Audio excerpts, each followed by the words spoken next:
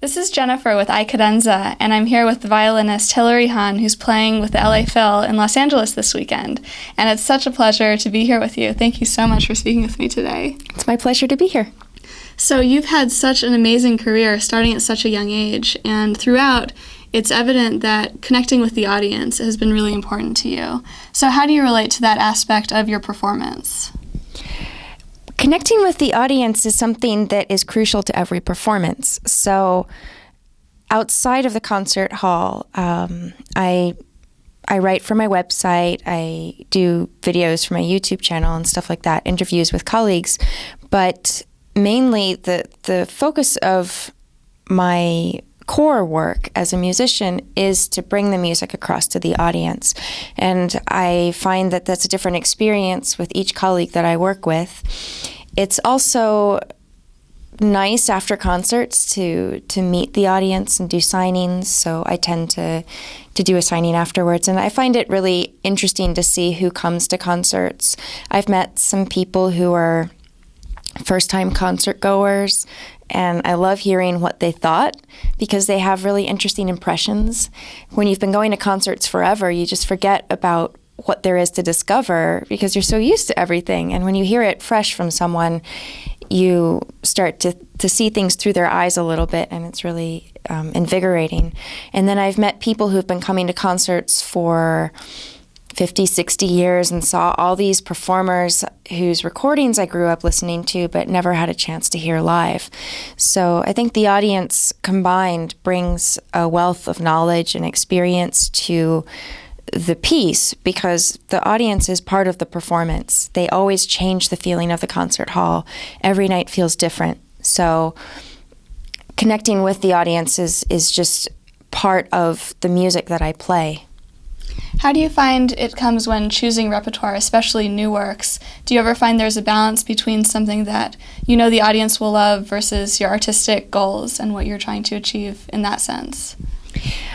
I don't pick the repertoire for the audience. I don't pick the repertoire to present things that the audience already knows and loves. I approach recitals, for example, that's what I'm thinking of. So with recitals, I approach it as a chance to show the audience a whole range of repertoire, and I always want to surprise people who are there with some stuff they may not be as familiar with. So I do a variety of things. There are people who really like avant-garde contemporary music, so if I have a piece like that on my program, they might know that piece, but they may not be as familiar with, like a Schumann sonata or something like that. Or, just anything.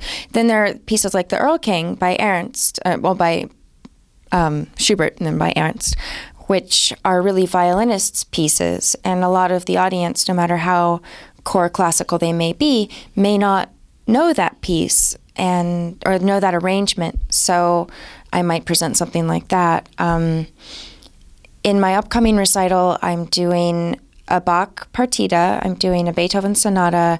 I'm opening with Tartini, Kreisler, Corelli variations, which I played when I was really little, but I also heard in a concert when I was really little, but don't hear in many concerts. So I'm thinking people won't know that as well.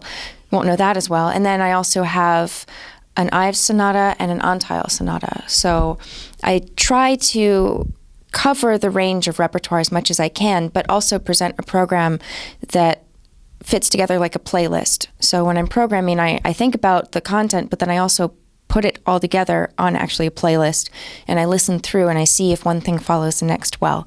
So I am thinking about the audience a lot, but I really program for my conception of the repertoire and for my experiences that I want to have in the concert hall.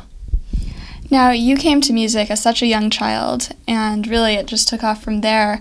What do you think the best way is for other young children to fall in love with music and to want to play an instrument?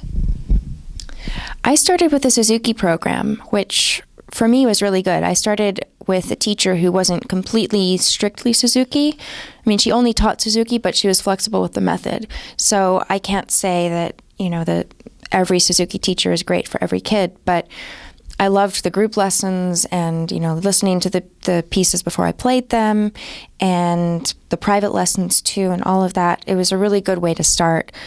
And when I started studying with my Russian teacher, Clara Berkovich, I did Suzuki for about 1.5 years. So when I was 5 or so, then I already had a feeling of what it is to be part of a musical community because I knew all of these other students, and I would still go to the same school every Saturday, but I would just be studying with a different teacher. So I was already part of things, and I think that that's a really important thing for younger kids, just to understand that you're not doing this in a vacuum. There are a lot of other kids doing this, and you can see how you progress, and you can see where you could progress to, and you can see how far you've come by just watching your fellow students.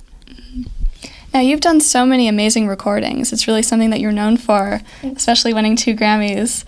How do you choose what you're going to record in terms of what would work well on an album and what sort of draws your inspiration at the time? When I record, I've done mostly recordings with orchestra. No particular reason. It's just the projects that come up have happened to be with orchestra. It's a little bit different because I get to completely choose the program, and I get to do 2 pieces with, 2 concertos with the same orchestra. When I do an engagement with an orchestra, usually there are other factors involved. Unlike recital programs, when programming is being considered with orchestra, the presenter has a lot of concerns and a lot of logistics, and so often the thing I might want to play, my first choice might not be possible. But then sometimes I get to play things I wouldn't normally think to program, but that I really enjoy playing. So with the recording, though, I make sure that I program things that I'm very comfortable with, that I really believe in, that I feel go well together for one reason or another. And I like to do contrasting pieces in orchestral recordings because I think, for me as a listener, when I hear a recording with 2 pieces that are very similar, I lose the border. I lose the break between the 2 pieces. And when I listen to something that is contrasting from different eras or different styles, then I hear both pieces differently next to each other. So on my last recording, I recorded the Tchaikovsky and I recorded the new concerto by Jennifer Higdon. And even just working on the post-production of that, when I'm listening to the recording, making sure the takes are good, making sure that the sound, the mastering is working, I found that next to the Higdon, the Tchaikovsky took on a different kind of structure. And next to the Tchaikovsky, the Higdon seemed to have an anchor, and then it seemed to make a lot of sense because you could see kind of where it had come from. But on the recording, I put the Higdon first because it worked best programmatically that way. And I think that really does work best for the album, and the Higdon sets up the Tchaikovsky really well as well. Mm-hmm. Now, for you, which do you find sort of more exciting or more fulfilling? I'm assuming both, in terms of recording versus live performance, since you do so much of both. I pretty much always have a recording in the pipeline. There's a lot of stuff that you have to do for a recording. You have to do the sessions, but before the sessions, I like to do concerts. After the sessions, you have a photo shoot or something like that for the artwork, and then you have to set up the whole packaging of the album, which is the liner notes, the introduction I tend to write, the layout, the font, everything. You work with someone on it, but I like to be involved and know what's happening because it's interesting. So there's a lot in a recording. And then you have also the editing, post-production. So I enjoy that, but I don't think I could do that full time. If it were just about the recording, that might be different. But every recording has so many elements. It's nice to take a break from each element in the course of the cycle. With performing, it's really continuous. If you stop between every performance and then you restart, it's I find it a little bit more difficult. That's not to say I don't take breaks. I do take breaks, but when I'm performing, it's just a constant, it's like one big performance, and there are little parts to it along the way. And I find that performing, it's really important to think after each concert, what do I want to do differently next time? How can I keep improving? Whereas with recording, every project is very isolated, and you have to make a lot of kind of final decisions with recording that you don't have to do in concert. Now, for a classical artist, you have a uniquely strong online presence in terms of the type of content that's out there that you create yourself, and also the medium for it, writing, video. What do you think of the role that technology plays in an artist's career today? I think it's a tricky role because I have people who help me with it. If I try to do all of it on my own, I would not have any time to actually do my work, which is practicing. And there are parts of it that I really enjoy. I try to provide a resource for young musicians, for concert goers, so that they know what it's like to be a performer, what life on the road is like. I write for my site, but I write more sort of a travelogue than a blog. It's not so much about my life as it is about the life through one person's perspective. I do that because when I was a student, I got to meet a lot of musicians. I got to ask a lot of people in different career paths in music what their lives were like and how they solved this problem or that problem when they were my age and all of that. So I found that extremely helpful. If I hadn't had that, I would not have had any idea what I was getting into or been prepared at all. I actually delegate my MySpace and Facebook pages to other people to take care of, because if I did that, I think I would spend all my time on it. So I kind of don't go on MySpace or Facebook. I just know that would take over my life. But I do the YouTube channel myself. I do the website content all myself. I don't really like having a publicist write my content for me. And I know some artists, they solve the time problem by having someone else manage the website and they personally manage the social networking. So I kind of flip it around. And then my violin case takes care of the tweeting. Mm-hmm. Good system. Delegation. Yeah, that's the way to do it. And so speaking of your interviews, both written and in terms of the video ones, how did you get into that? And what's your approach to coming up with questions? It seems like you have some unique questions you like to ask in the written interviews. Yeah, the written interviews were something I did. I started them a while ago, and those questions came from conversations I'd had with friends or things I'd been asked and I didn't have good answers for. So I'm like, well, what do these people think of this question? Yeah. And some of the questions were really silly, like I couldn't believe I'd been asked them in interviews. And so I just wanted to see what people's reactions would be. And other things I was just really curious to know. Mm-hmm. And I found through doing the written interviews, which is what I started with, that I get to know my colleagues in a different way. There are things that come up in an interview that wouldn't really come up in a normal conversation. And the way that they're answered is different from how they'd be answered in a conversation. So even if you did talk about them at the post-concert dinner, you wouldn't find out the same angle as you do when you ask questions for an interview. So then I decided with the YouTube channel to start interviewing people like backstage and my colleagues, because I thought it would be good for people to see what other performers are like and what other personalities choose these particular career paths. And I initially intended to interview one of every different kind of performer, but then I found I was enjoying it so much, I would just be like, hey, do you have time? Can we do an interview? And people are usually very amenable to it, mm-hmm. so that's been nice.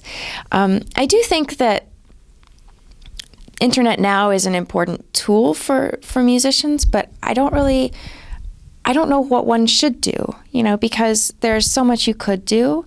And I don't mean to sound like an old fogey because I don't feel like one, but when I started writing for my website, no one was writing for their own websites. Artist sites were new. This was probably 1998, 7 or 8, and the word blog didn't exist, and the social networking stuff wasn't even on people's radar. So I already had a manager, and I had my network started already when all this stuff began. And now managers aren't taking as many artists. The field is changing. People are self-releasing their albums. And so the need to personally set up your network is much greater. And because I haven't had to go through that at the time that everyone else now is going through it, I really don't know what's important. But what I do myself with the internet is just try to find the things I enjoy and use it as a creative outlet. So that's why I write, that's why I do the interviews. And I think that's generally a good rule of thumb. Yeah, and I think you've done it really successfully because your voice really does shine through. Oh, and thanks. That's wonderful. Thank you. In your interviews with your colleagues, do you think that's affected your relationship with them on stage when you perform, knowing those different things about them? I always do it at the end of the run. That's probably smart, right? Yeah, I'm always thinking, I could ask them to do this interview in the middle, but maybe they'll feel weird after having to be 3 inches from my face doing an interview. True. So I just wait until, we finished our concerts, and it's generally kind of a lighter mood then. Not that it's heavy other times, but the focus is off, and you can just kind of kick back and have a fun interview. Yeah, well, they're really great. So if you weren't a violinist, what would you be doing? I've thought about that a lot because I have a lot of interests and people ask me that, but I also think about it for myself. I think I would be doing something creative, but who knows? I mean, I spent a lot of time with music growing up, and if I hadn't spent time with music, I would have spent time on something else, and you never know what paths might lead where. So it could be that I would have been very interested in being a scientist or something like that. But the paths that I've taken, the interests that I currently have, I think probably what I would have wound up doing is either being a visual artist or a writer, or I also like to teach. I don't know what I would have taught, but maybe teaching something. I like animals a lot, so I could be a veterinarian maybe. I don't know. I think it's really important to just keep your eyes open to what interests you, even if it's kind of inconsequential. And as a musician, whatever you find out that enriches your understanding of things and your enjoyment of your life, basically, you bring that back to your music. So even if it's something little, even if you really like this particular flower, and you just can't get enough of it, that's fine. You look into that flower, look into its history, find out about, where it got its name and all of that. There's just so much you can find out about every little thing around you that's what makes people different from each other. And as interpreters, a lot of people are talking about how do you make this piece your own, and how do you play this differently, and how do you have your own personality as a performer? Well, it's developing your own personality yourself and your character and your interests. So I think that's important for everyone, regardless of whether they know what they're going to be doing or not.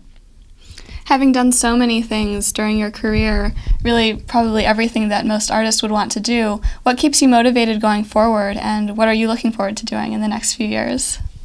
It's actually very important for me to have lots of different interests and to have different irons in the fire. Those could be things that tie in with my work, I guess, with being a musician, or they could be totally separate things, just like some drawing I'm working on or whatever. And they don't have to be anything really important, but for me, it's crucial to know that I'm choosing every day to be a musician, and I'm choosing to schedule my life in this particular way, and I'm choosing to work on these pieces and all of that. That's why it's really good for me to be a soloist. Not because I like the idea of being a soloist. I actually kind of like to observe people rather than be in the middle of things, being like the center in the spotlight. But I also enjoy the freedom that the solo life provides, so I can determine my own schedule. I know why I'm doing everything that I'm doing, and even if it's really, really busy or tiring, or I didn't allow myself quite enough time to prepare this piece, so I'm kind of under the gun, I always know why I'm doing it, and I know how I could change it next time, and that really helps me to be completely committed to my work. It's not really a matter of control. It's just a matter of understanding the reason behind my work. And along with that is understanding why I'm a musician. What do I really enjoy out of this? I have to ask myself that a lot so that I remember to focus on what I enjoy and not sort of shove that to the side because I don't realize that that's why I'm doing it. So yeah, just constantly exploring what you choose to do is something that I find really important. So I always encourage people to follow their interests. My first teacher, Clara Berkovich, she always told me to go to museums, look at art and all this, and I never understood why, but I loved going to museums. So I'm like, okay, I'll go to a museum. And my second teacher, Yasha Brodsky, was a big reader, and he always encouraged me to read, which was no problem because I always read a ton anyway. But now I do see how it all ties into music, and there's some abstract sort of thing that makes it all related. And once you get to that point where you're thinking in abstractions, you really grasp what it is that you can gain from each one. Now, you're here in Los Angeles playing the Tchaikovsky Concerto with the LA Phil, and that's a piece you recently recorded on a recent album. What made you choose to work on this piece now and bring it on tour and record it? I don't really remember. We scheduled this a couple years ago, but there were lots of different elements. I always enjoy playing something. I know I just said I like to know why I'm doing something. I don't exactly remember why I'm doing this week, but I kind of have an idea. So after I record something, I like playing it live because in the recording process, I learn a lot. And I can take that back to the performance and have this whole different experience with the piece. And also I suddenly feel really free because I've recorded it. So now I can do whatever I want. It's a recording for me it captures how you played that piece that day. And it's not the definitive version.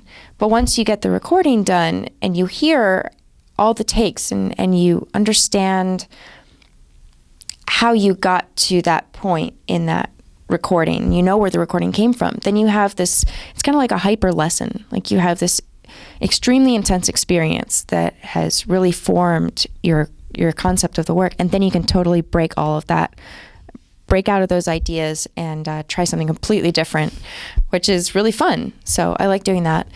And also it's usually good when a recording is out to play the piece. The record company is always very happy about that.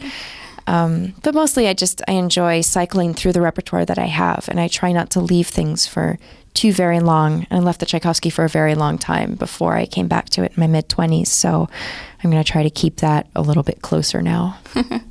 Well, thank you so much for speaking with me today. Good luck this weekend. I know it'll be amazing. You. And all the best in the future. Thank you. You too. Thank you.